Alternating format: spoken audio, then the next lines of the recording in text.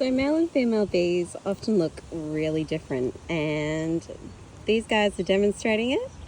The one on the top is a female and the one on the bottom is a male. Another undescribed euhesma. I know they're the same species because I collected them at the same time at the same place, which also doesn't clinch the case, but I have DNA barcode these guys and I know that they are the same species.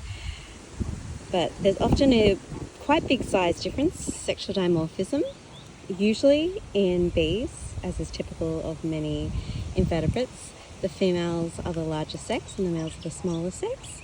This is because reproductive output is dependent, at least in part, on size for the females. They can store more energy, lay more eggs.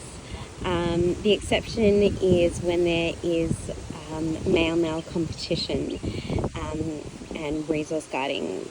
That's when males can be larger, but there's no size selection of males. Also with bees, for example, the males are produced usually later in the season when there's not as much food around. The pollen and nectar provisions are smaller, so they end up being smaller.